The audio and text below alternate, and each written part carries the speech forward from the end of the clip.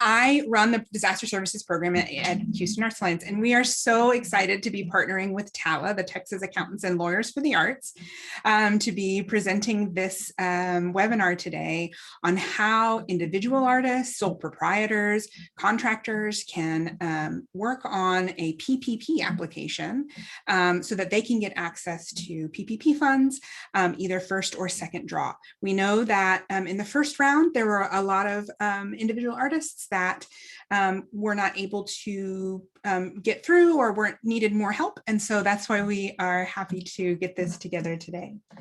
Let me introduce you to your TALA expert. And I'm going to mispronounce your last name, so I apologize. Her name is Lisa Sretnovic. Very close, very close. What you can't see the invisible little tick above the C. Somehow or another that makes it with the ch at the end, right? Crazy. That is, yeah. So Lisa is she's a CPA. She's a CITP and a CGMA. She's a business coach who works in accounting, finance, and management. She also works, she's skilled in strategic planning, budgeting, analysis, process improvements, and training. And as a result of her work in a lot of different industries, she possesses experience that is broad and allows knowledge application from one area to others across an organization. One of her strongest abilities is to communicate complex financial information in a language that is appropriate for the audience, all the way from a board of directors to the IT departments, to the director's assistant, and to small business owners like you. Her specialties include financial consulting for small and startup companies, focusing on the business owner's financial literacy and how that improves business growth. Lisa is a current volunteer for artists and arts organizations at TALA, and she is a past TALA board member. One thing I expect that you will hear over the course of this webinar is the use of the word business. I know as individual artists, we don't normally think of ourselves as businesses, but in this particular case, we have to adopt the language of the SBA and of the people who are willing to help us, and business is one of those words you will probably hear a lot. With that being said, I'm going to hand it over to Alyssa McCain from TALA, who's going to tell you a little bit about that organization. And I will talk to you all at the end. Oh, one thing. Lauren, go ahead. Sorry, we are recording this seminar, as I said earlier. It will be available on our YouTube afterwards. And all of you who are here today, we have recorded your attendance, and we will be inviting you to a small group session next Monday at 6 p.m. where we will have a variety of TALA experts, and we will separate you down to smaller groups to talk to people one-on-one about questions that you might have. Now I'm going to step away and give it to Alyssa and go for it. Great. Thank you so much, Lauren. And thanks for inviting us to do this. We're always happy to share, and thank you for including other artists that are not in the Houston area. We greatly appreciate it, and all the artists in Texas really look to Houston and they appreciate what you're doing for them. So I'm just going to talk a few minutes about TALA, and then I'm going to turn it over to Lisa. So if you're familiar with TALA, this is probably going to be old news, but if you're not, we do offer pro bono, which means free, complimentary, legal and accounting services to artists. You have to financially qualify for that, but the service can come in many forms. Can you go to the next slide, Lisa? This is just some of the sample topics that we do. We do a lot of copyrighted trademarks. I'll tell you that's about probably a third to half of our work is copyright trademark questions, but we can do anything from contracts to songwriting agreements, to producers agreements, to commission agreements, to non-disclosure forms. We do it all. On the bottom of this slide, there's a few things we don't do. We can't help you get out of jail or give you a divorce or things like that. But we do try to cover most of the things in regard to your arts business. And also on the accounting side, we do tax help. We do answer a lot of questions. We can answer questions if you're trying to set up your books or you might want to know the right way. We've got CPAs and attorneys available to help you. So it is a financially based program. Can you go to the next slide? The qualifications, basically they're on our website. There's a chart if you're interested, but just to let you know, If you're a single person, you have to make below $38,200 basically. It goes up from there depending on how many people are in your family. Again, that chart is on our website. And I wanted to mention on this slide, we do have a program that's a patent pro bono program for inventors. So if you or somebody has an invention, we may be able to help you there too. We can answer as many questions as you have for an entire year for an administrative fee of $75. We also will help small nonprofits if your budget is under $200,000, and that is for $250 a year. Yeah, thanks, Lisa. This is the member fees, just tells you a little bit about it. Our, again, individual artists, $75 a year, nonprofits are $250. And so can you go to the very last one? The other things that we do are things like this with our partners, and we produce some on our own. We like to partner with people just because it's easier for us to know what you need when we have a partner like HAA that comes to us and says, you know, we think our constituency needs this, can you help us? So we usually have partners, but we do some things on our own too. We are doing the Art of Taxes starting next week. In 2 weeks, it's all about tax returns. So if you got PPP or if you got unemployment and you're wondering how that works for taxes, you'll want to tune in. There are 2 CPAs presenting at the same time on both of the nights. One, Lisa Srtinovic, who you'll meet tonight, and Kathy Plow, Houston-based CPA, who you may know if you've come to our Art of Taxes seminars before. We have Arts Legal Line where you can call in and get legal questions answered once a quarter. The next one is in April. We also are right now offering free advice in any business type issues related to COVID-19. We are waiving the fee for those on a one-off basis if we're able to help, and there is a COVID-19 response form if you're interested in that. I put our website on here, and please, you can always contact us at info@talarts.org and ask any questions about our programs. So with that, I think I'm going to turn it over to Lisa and let her get started. Hey guys, my name is Lisa, and I am the Velocity Detective. As we mentioned earlier, I am a CPA here in Texas, and today we are going to be talking about the Paycheck Protection Program, particularly the second draw. Now, just as a preference, if you have not taken the first draw, either you didn't think you qualified for it or you didn't get your paperwork in on time, you still can apply for that. And you do have to have the first draw before you can actually take the second one, you know, 1 before 2 kind of thing. But today's lecture is going to be predominantly on PPP2. If you do have questions about either 1 or 2, Elise is going to be monitoring the chat. If you guys don't know how to use that, find the 3 little buttons at the bottom of your Zoom screen, and that can open a chat box for you. Type in there, and she can interrupt me as we're going along. And I think we're even going to have a little bit of time at the end if you guys have additional questions toward the end. So the biggest question is, well, I'm an artist, and I don't know if I'm eligible even for getting this loan. Well, if you are an artist and you have performed some service or you have sold a product with the intention to make a profit, then you are, by the definition of the IRS, in business. And most likely you are a sole proprietor. You're an independent contractor. And one of the ways that you can determine that is if you received a 1099 NEC, that stands for non-employee compensation. That's a brand new form this year. It used to be 1099 miscellaneous, but a new one this year. And so if you've received a 1099, if you've gotten cash for a service that you performed, a performance that you did, or you sold some of your art, then you did it with the intention to make a profit, you are in business, and you can qualify for this loan if you meet all of these other criteria. So the first thing is, yes, you are in business. That's the assumption that all of you are here under, right? And the question is, okay, well, can I get more, right?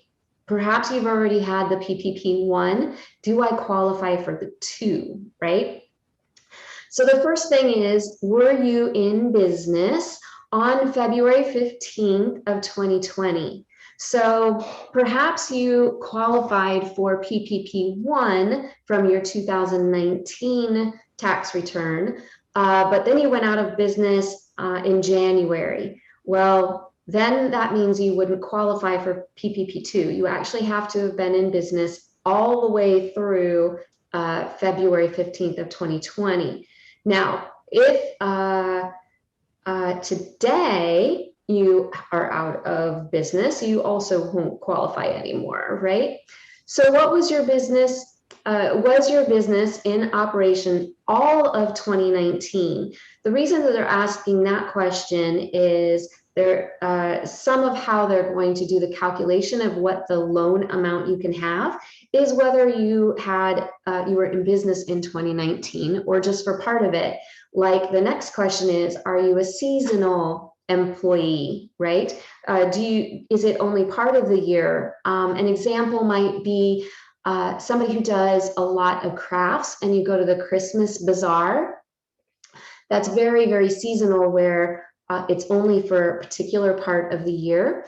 And you can determine whether or not you were a seasonal employer if you were in business for at least May through September of 2019. Okay, so even if you didn't make any money in December, January, and February, right? If you actually pulled in money between May and September of 2019, then you still qualify.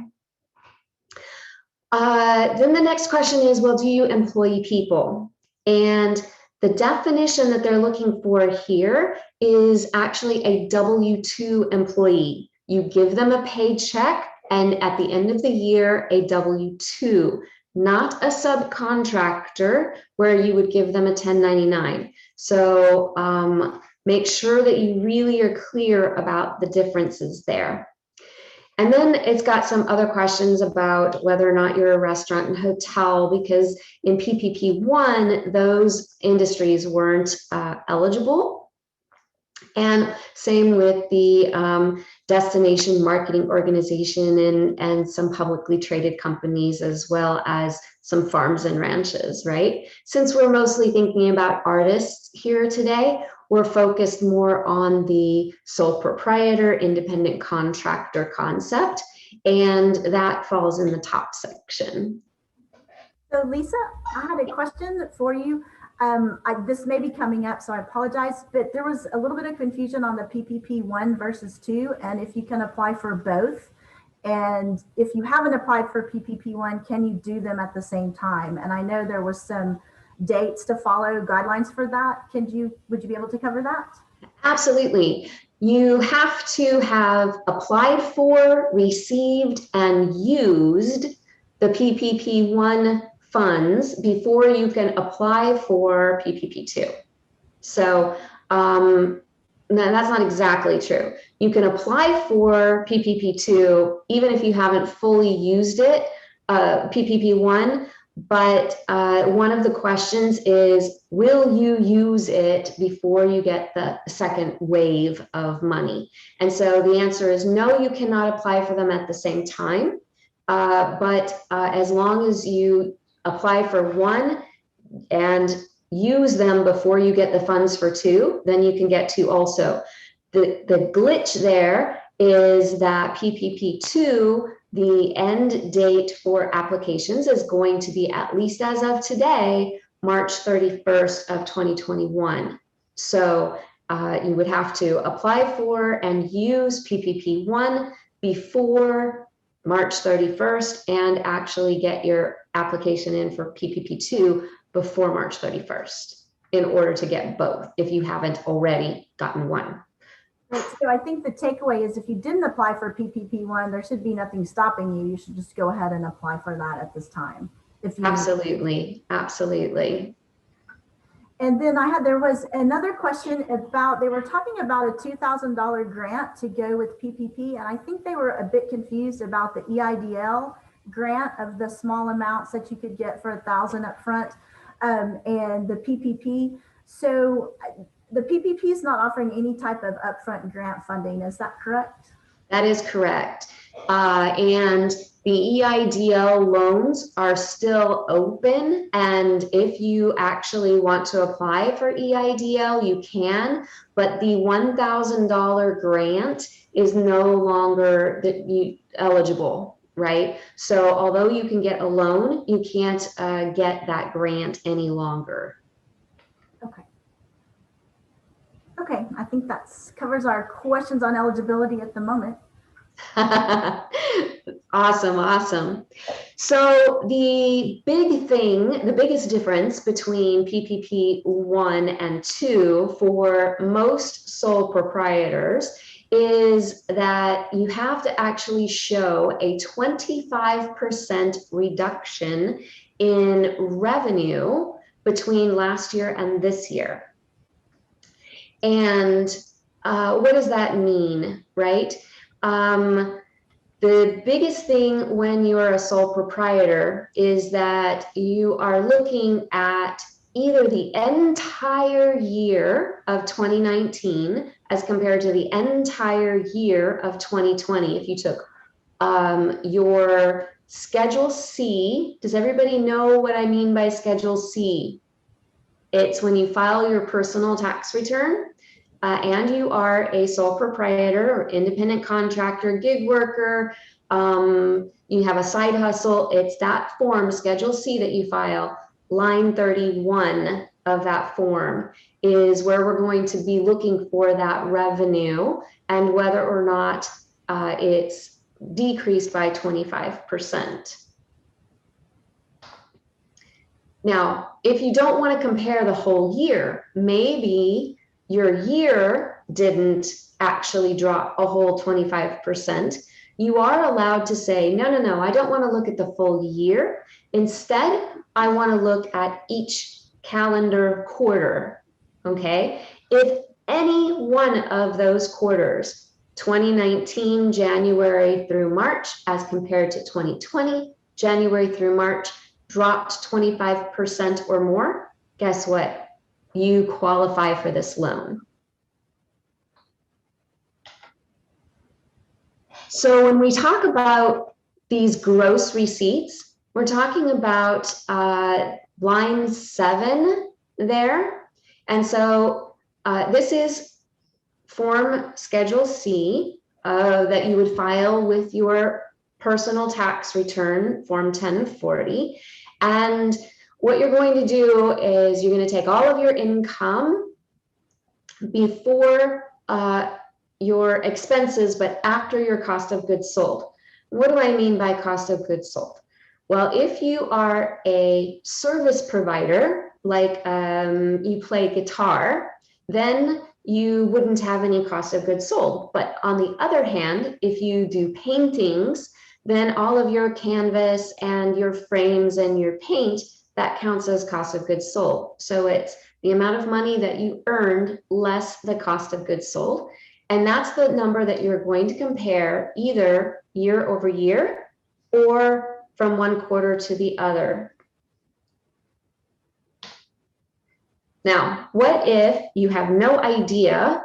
Okay, so most likely you've already filed your 2019 tax return, but it's just barely February. Oh my gosh, I don't have my 2020 tax return ready to be filed. How do I know how much is supposed to be on line 7? That's a very great question. And one of the ways that you can kind of help determine that is by now you should have received all of your Form 1099 NECs.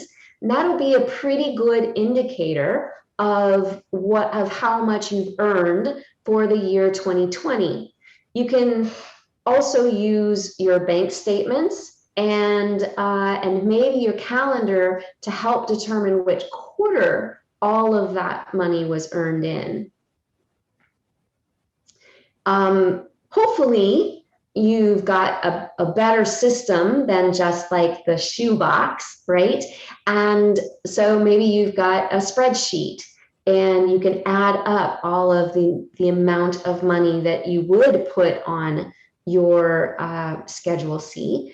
This is kind of an example of why you as an artist really need to think of yourself as a business person, because you are. Again, the IRS's definition of being in business is the exchange of goods or services for compensation with the intent to make a profit. And that's you guys. You guys are out there selling your art, selling your passion, and that makes you a business person. One of the biggest things you need to remember is to have a separate bank account, so you don't have to dig through your personal stuff to get the business stuff out of it, and having it really easily accessible through maybe QuickBooks or Xero or Wave, W-A-V-E. That's a free application that you can use to keep your accounting records really clean. This is a prime example of why you want to do it all year long instead of just waiting and doing it at tax time. So Lisa, can I'm just going to interrupt for a second. I wanted to point out that when you were talking about comparing these Schedule Cs, that might tell you that you did have the decrease that you need of 25%. However, you would still have to go back and compare your quarters to fill out the application. Is that correct? No, it's not. You choose either the annual compensation or annual comparison or quarterly. You don't have to do both. Okay. So I guess if your tax returns, if you're not able to find it there, you should do more investigation and figure out if you possibly would qualify under one of the quarters. So, it's still, you shouldn't just stop there, in other words, and that may take a little bit of more extra work, like you're saying, using your bank accounts or QuickBooks or Wave. But I just wanted to point out that you shouldn't stop if your tax return doesn't show necessarily the 25% reduction. Absolutely, absolutely. So it is one or the other. The easiest is, of course, for the whole year. But if somehow or another you didn't actually drop 25% for the whole year, as Elisa pointed out, don't stop.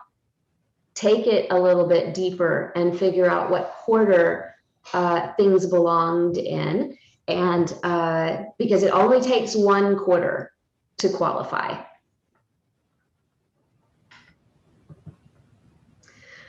So you will select either, okay, so then let's say that we qualify, yay, right? Now we got to figure out how much of a loan we're going to be able to actually get. Hey, Lisa, can I interrupt you one more time? This may be coming up, but there was a question on it talking about what income you actually count. So if because it's tricky, right? If someone got a grant from the CARES Act from their city or their county, or they're receiving unemployment, those things would not be counted. Is that correct? Or am I jumping the gun? Is there a slide on that? I'm sorry. No, not at all. Okay, so one of the big questions is unemployment, especially because it was unprecedented for the states to allow sole proprietors, independent contractors, to actually apply for and receive unemployment. But because of the pandemic, they've passed some special rules. And that is going to be on your personal tax return on the first page of Form 1040, not on Schedule C. So even though you may have actually received some unemployment or some other grant, that is not income that goes on Schedule C in any way. So none of that applies to Schedule C. Therefore, it's not going to affect whether or not you get to drop 25%. So all of that makes sense? I think so. I think the takeaway is that if it's unemployment or if it's pandemic related relief from the federal government through the CARES Act, which could still come from your local municipality, that it's not counted as income. But the grants that an individual may have ongoing, those would still count as income. Is that correct? Yes, that is correct. Like if they got a grant to produce artwork or produce an event or something like that from a funder, that would still be counted as income, correct? If it's not relief aid. Absolutely, absolutely. But if it is related to the relief, then it doesn't count. And then another question is that they haven't filed their 2020 tax return. So they're basically, of course they can apply, but they're going to have to go directly to comparing quarters. Since No. The recommendation is that you fill out a draft form 2020, I can't talk now, a draft form Schedule C for 2020. You don't have to have it filed yet. In fact, the IRS isn't even accepting personal tax returns until February the 12th. So there's no way you could have even filed it, even if you had it all put together and ready. Okay. A lot of the lenders are just suggesting that you go ahead and fill out this blank form as though it were ready to be filed, so that then it's easy to compare, right? What my husband has a music production studio, and what I did for him was just print out, first of all, the 2019 profit and loss statement from QuickBooks, and then I printed out the 2020 profit and loss statement from QuickBooks. And as it turns out, we were dropped by more than 25%. But just in case, I also did it quarter by quarter. And that's what I submitted to our bank, and they accepted just the financial statements without the tax return having even been drafted. But if you are confused as to the numbers, it's easier if you put fill this out and just write draft across it.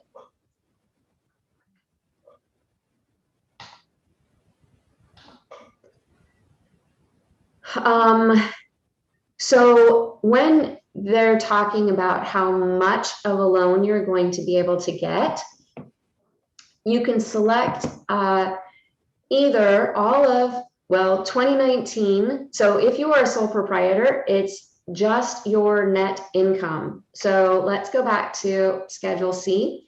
It's just line 31, okay, which is why they're recommending that you go ahead and fill out, at least in a draft form, this Schedule C, so that you know how much line 31 is going to be for 2020, right? Because that includes, so whether you're eligible or not, only line 7, how much loan you can get. If it's more advantageous for you to take 2020, then take line 31 of the estimate of the draft version of 2020. If it's better for you, and in our case, it was much better to take 2019, because we had a substantially better year in 2019 than we did in 2020. So you have the option of either, whichever one is more advantageous to you. And if you don't have employees, and the assumption here tonight is that we are all independent contractors or sole proprietors with no employees. And when we use the word employee here, we really do mean that you gave them a W-2, not other subcontractors. And so that average monthly payroll would be line 31 divided by 12 times 2.5.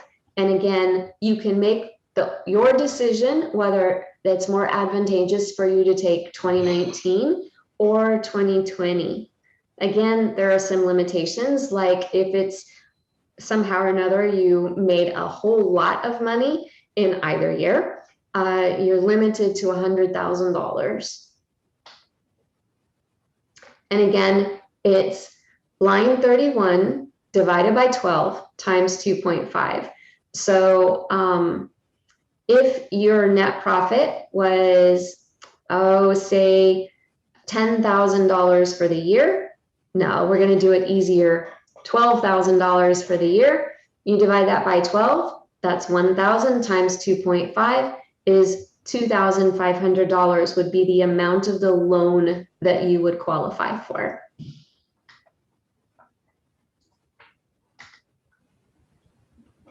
So they do ask how many employees you have. And I know that I've been on and on and on this whole time about saying that the definition of an employee is that you would get a W-2. And in the case of how much money you're going to qualify for, you actually count as one employee if you are a sole proprietor. So you would put 1 in the number of employees, even though you don't get a W-2. I wish they would make up their mind, right? Very confusing. It's going to ask you some information about your business. Now remember that as an artist, your intention is to make a profit, and therefore you are in business, okay? Your business legal name, if you're a sole proprietor, is your name that's on your 1040 tax return. It's the one that's on your Social Security card, all right? If you have a DBA or a doing business as, then you can also put that on the DBA line, but please don't put it on the business legal name line. Really, that should be as a sole proprietor. That is your name that's on file with the IRS. And of course, your business phone number and address, most likely, unless you have like a studio that you go to or something, that's most likely just going to be your personal residence. Now this industry NAICS code is very specific, and you can find it on the top of your Schedule C in box B. If you've never filled that out before, there's also a website that you can just Google NAICS code, and then it says, okay, well, what are you? If you put in artist, then I think it comes up that starts out with a 512. It's going to ask you what your borrower's business legal structure is. I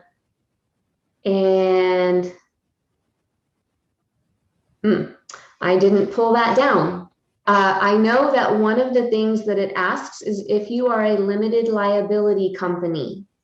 There are a lot of artists that choose to form limited liability companies for legal protection and so on. And so make sure that you choose that particular one, but everything else is as though you were a sole proprietor. If you are a sole proprietor, that is definitely one of the legal structures. So Lisa, we had a question about the LLC and the name of the LLC and going back to what name you use. Okay, so the business legal name, if you are a sole proprietor, so if you are a single member LLC, you're the only person that owns that limited liability company, you need to put in the business legal name your individual name that matches with your 1040 tax return. In other words, what's on your Social Security number. And then in the DBA, you can put the name of the limited liability company. Okay. I think that was the question. And then there was a question on NAICS codes. If someone has multiple disciplines or they do various things, is there any recommendation on how they should choose one? Well, it depends on how diverse they are. If they are in completely separate things like garbage collector and painter, right? Then you should actually have two Schedule Cs with two NAICS codes, and therefore two businesses. So normally, like, let's say that you are you're an artist and a designer. Sometimes those are close enough where you can just choose the really high level code there, and that will be good enough. Mostly what they're looking for is to make sure that you're not a restaurant or a hotel.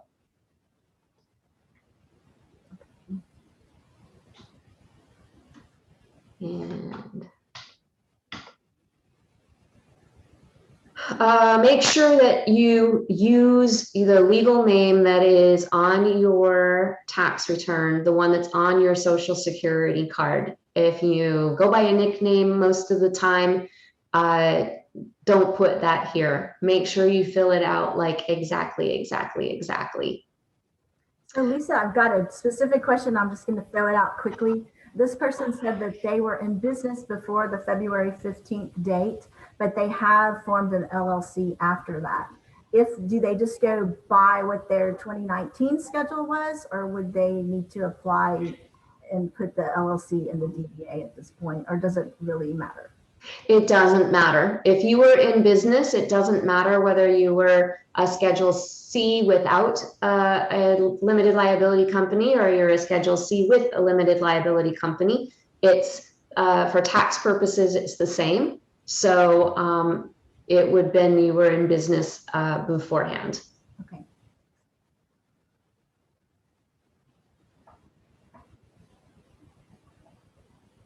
And so there are some things like voluntary self-identification things about your gender or your ethnicity. You do not have to fill that out.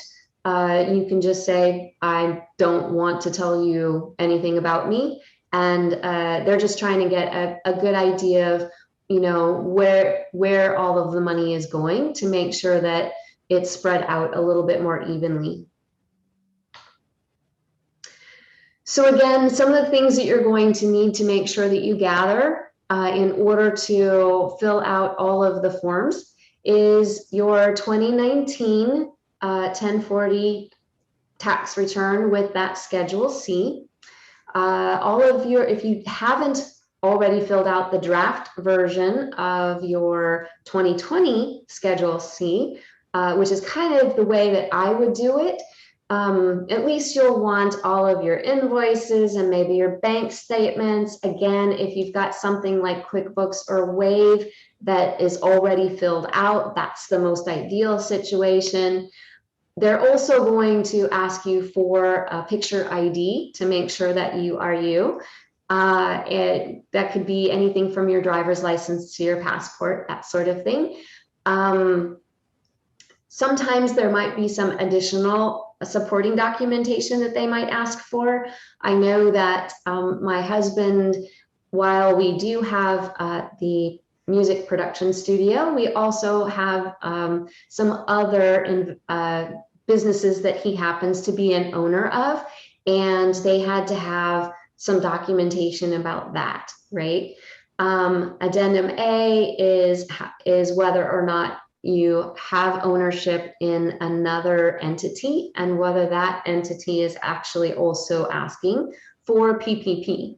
I just mentioned that if you're the garbage collector and the painter, you might have two different businesses. Well, in theory, both businesses, if they made a profit in 2019 and a profit in 2020, well, they could both then qualify for the PPP. So Lisa, there was a question on this slide about the 2020 invoice in the third line.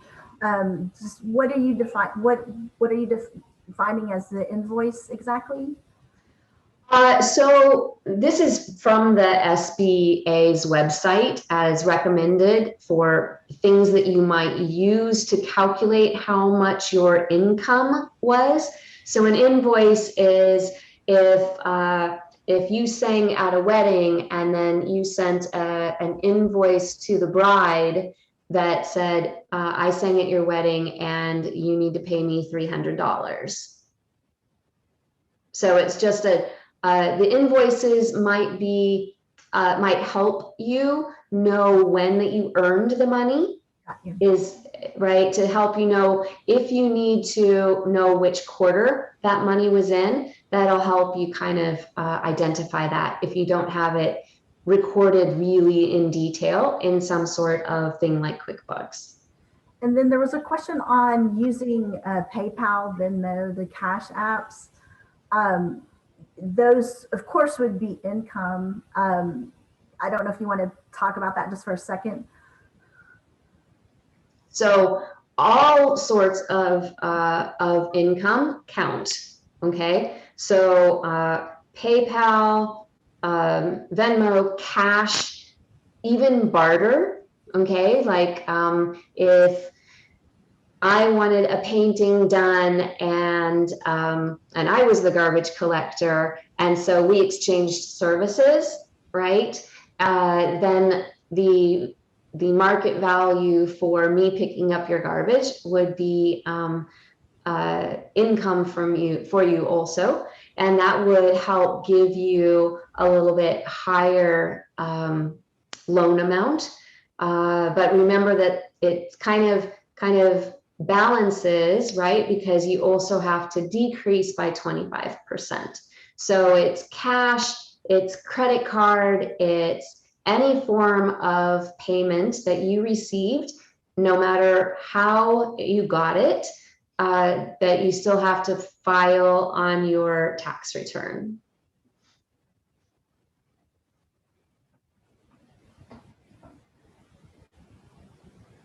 So that's the official end of the PPP2 loan application process. It's not as difficult as it sounds if you have all of the information right in front of you, right? It's the gathering of the information that's a little bit more tricky. So I have a couple of things. When do you actually provide documents to the bank, I guess is what I'm saying. Wasn't there something that you can attest to certain things?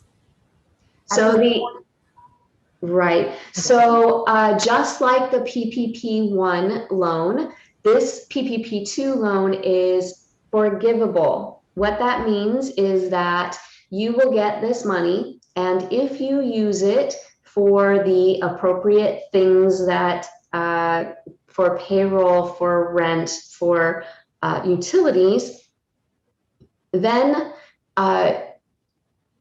you don't have to pay income tax on it, right? So I'm going to use the word free money very loosely because it's not exactly free, but you certainly don't have to pay it back, and you don't have to pay income tax on it. So when we're talking about this, whether or not you can attest to things, that's in the forgiveness process, not in the application process. So the forgiveness says, I used it for the things that I said I was going to, and I didn't use it to go and buy myself a yacht. I don't know how you can possibly buy a yacht on the amount of loan that we're talking about, but that's the theory, is that you used it for the things that they wanted you to, right? The payroll, the rent, or the utilities. Right. So going back to your question though, what do you have to provide when you're applying for the loan itself? We had to supply the 2019 tax return, the 2020 as compared to 2019 financial records. I think that if you just fill out the draft form of the 2020 Schedule C, all the way down to line 31, right, then that would be just fine to support whether or not you qualify and how much you qualify for. And all of that is submitted to the bank. So that's my next question. Where do you apply for this loan? So there's a lot of online places that you can apply. Cabbage is one, cabbage.com, Veem, VEEM.com. If you use QuickBooks online, I know that there's just a little button right there at the top every time you log in. Hey, do you need a PPP loan? You can apply right there.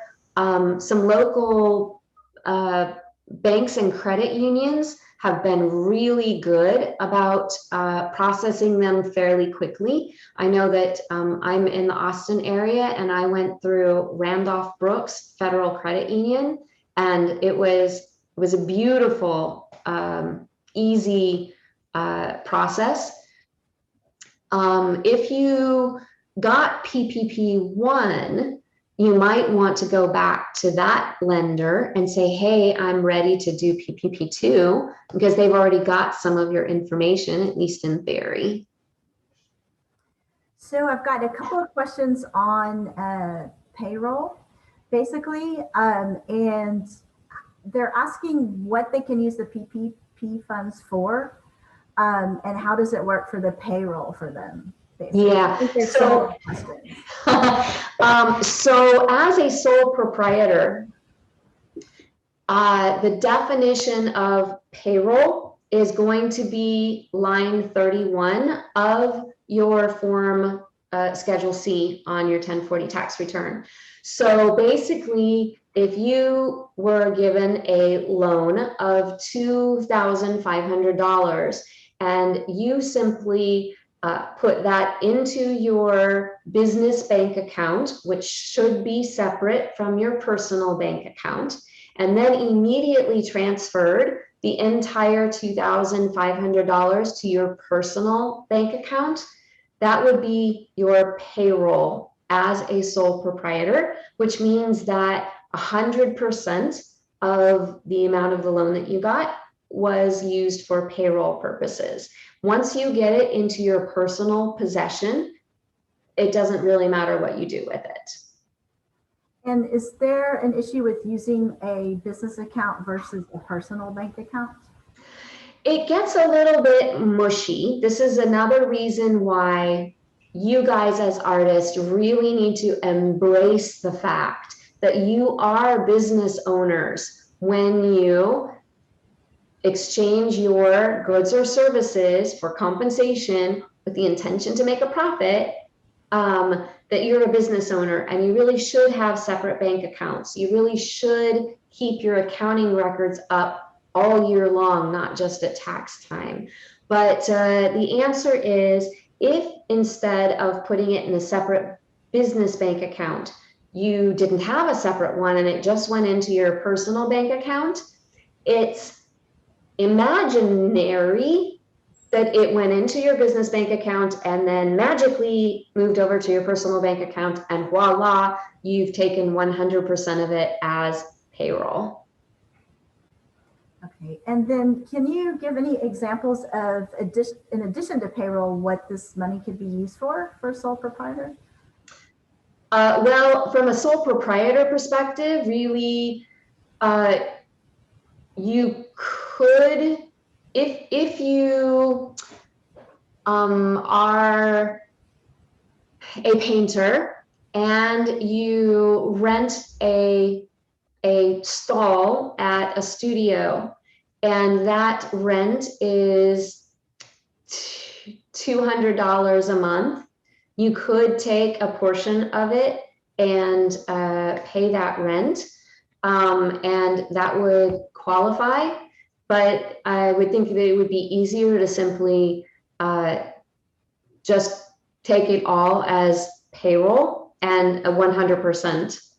So you can, there's kind of three things, is payroll, rent, and utilities. There's a little bit more on PPP2, but that is a little bit more for W-2 employees, such as health insurance premiums.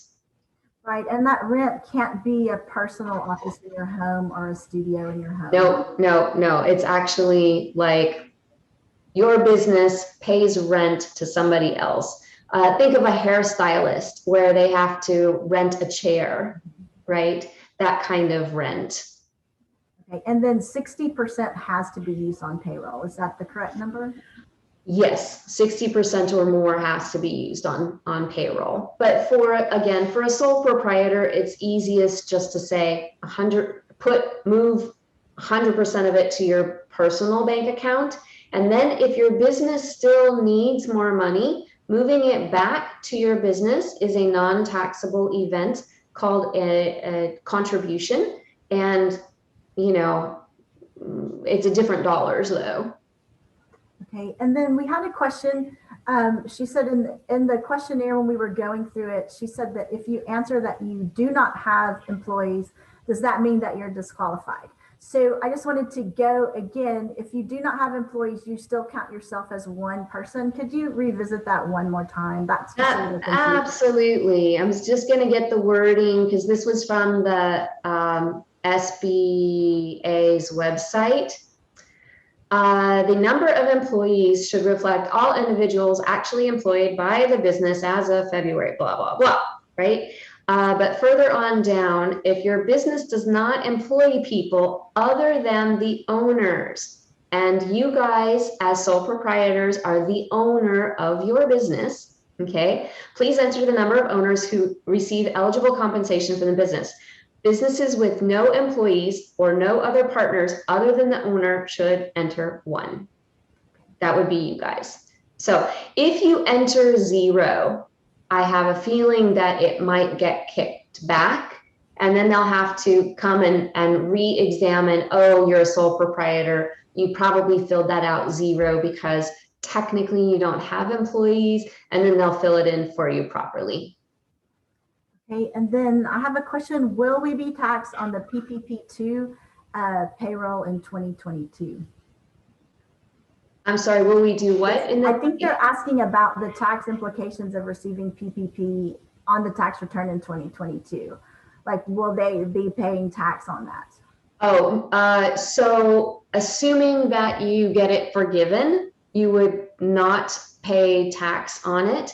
And even if you didn't get it forgiven, it would just be a loan at 1% for 5 years. So no, you're not going to be taxed on either PPP1 or PPP2.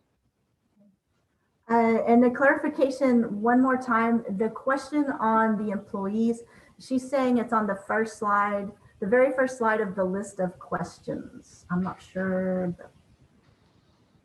Maybe here. Is your client? Yes. Wow, real time. This is awesome. Let me see, I'm trying to find it. Like, does your client business employ people besides the owner? Maybe that's the question. Yeah, I think that's the question. She said. So if you are a sole proprietor with no other employees, then you would answer no there. Okay. That's a great question, actually. And remember that this is not your subcontractors. Okay, so even if you call them employees, they're not unless they receive a W-2.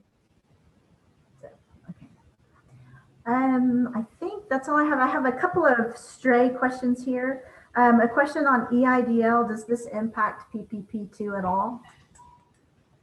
It does not. It does not. Okay. So there's nothing to worry about there. And then can you apply for PPP1 using the 2020 tax return?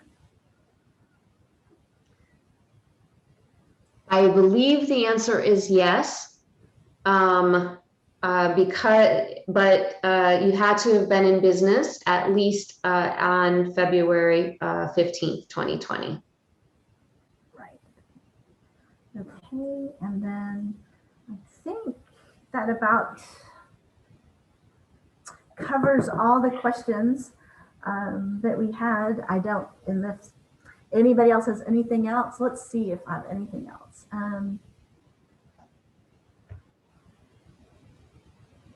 They're asking again for if you could review what lines on the tax return they need to review for their income. Okay, so for qualifying for it, right, it's line number 7. And for calculating the amount of the loan, once you qualify for it, it's line 31. Yeah, and then I have a request to revisit one more time the amount of the loan and how that is figured. Okay, so the amount of the loan is going to be line 31, which is your net taxable income, according to the IRS. So your net taxable income, line 31, you divide that by 12, and then multiply it by 2.5. Now, if you are a restaurant or a hotel, then you get to multiply it by 3.5, but restaurants and hotels usually aren't sole proprietors, so.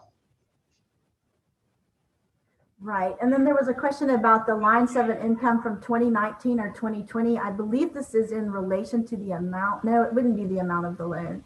I'm not sure I understand his question. The comparison that we're making on line 7 is 2019 to 2020, and there would need to be a 25% reduction there to qualify. That's correct. Okay. So again, in order to qualify for the loan, you look at line 7, and in order to calculate the amount of the loan, you look at line 31. Now, the question may be, well, what if I made more? I mean, again, in order to qualify, I had to have made 25% less in 2020, right? At least in one of the quarters. What if I made more in 2019? You have the option of using which one is better for you. So if you made $24,000 on line 31 in 2019, and you only made $12,000 in 2020, clearly you would get more loan if you used your 2019 numbers to calculate the amount of the loan. And it's up to you which one you use. Now, most lenders, they're going to say, fill in the amount for 2019, fill in the amount for 2020, and they're going to pick the one that's bigger, right? So they're going to give you the benefit of the doubt there. And then I have a question. Do we need to provide income statements for 2020 for the PPP-1 loan? If you use 2019 numbers for PPP-1, then you don't have to provide 2020 figures.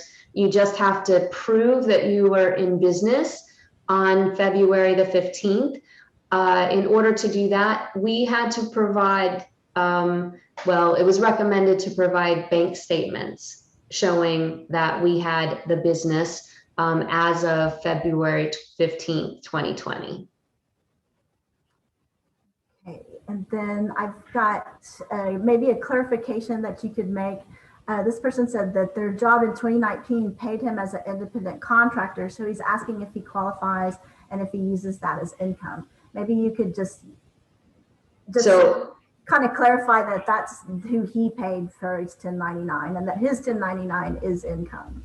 His 1099 is income. Her 1099, she's an independent contractor separate from you. Right, so he would qualify as an independent contractor. Absolutely. And then all the total of all his 1099s combined would be his wages for the year if he didn't have another W-2 job or anything. Correct. Right. Well, even if he did, that's irrelevant. Having a W-2 job has nothing to do with PPP-2 or 1. It's just your 1099s and your Schedule C. Okay.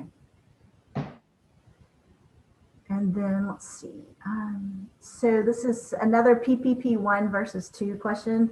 The question is, so could you potentially apply for PPP-1 and pay all of that to payroll for 2020 income loss and then be eligible for PPP-2? Yes, you can. You do have to make sure that you apply for PPP-2 before March 31st. So you're going to have to run, you know, you're going to have to do it really quickly, right? But yes, you can do that. And this is saying, could you use checks paid to you for services to prove your business was in operation in 2019? I imagine you could, yes. Assuming that that they were paid to you, even if you didn't get like a 1099 or an invoice from anybody. Yeah, checks work great.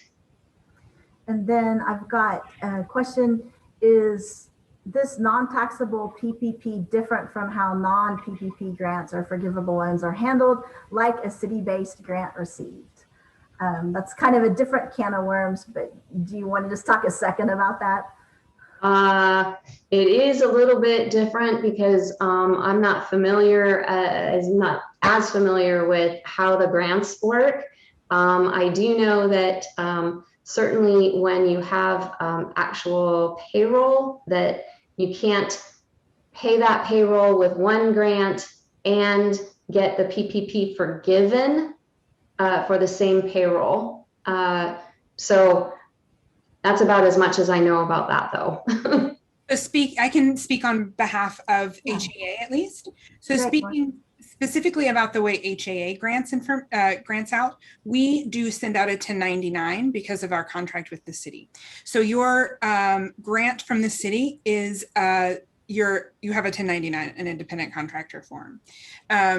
So that is different than a PPP. A PPP loan is something through the federal government that is not, they're completely different, completely separate, processed completely separately on your taxes. And have nothing to do with each other. Yeah. Same words, different things. So I think there's some stuff going on with the CARES Act. If the money came from there, that it is not going to be taxed the same way. We are going to cover all that starting next Wednesday night at 6:30 on our Art of Taxes. And it is a 2-part series, and we will be covering reporting basically federal aid money and unemployment, which is everyone's questions right now, on both of the dates. And then I encourage you to come to both. They're different content basically, except for that portion. If you've ever been to it, it's usually about 2 or 2.5 hours. We just couldn't sit on Zoom that long. So we've basically just divided it up. So if you want to get the full content, you would need to come for both. You got to come and see me again. So, yeah, join Lisa and Kathy Plow. So I have one last question, and then I think we're about to wrap up. Someone says they're in the application now, and it's asking for type of industry. And their question is, they're a visual artist, and of course they sell artwork. Do they select retail? Without knowing a little bit more about your situation, I can't advise you what to put in your code there. If you aren't sure, you can ask your wise counsel, your CPAs, or your tax preparer. If you don't have one and you jump onto TALA, we can hook you up with a CPA that might be able to help you answer that question a little bit better.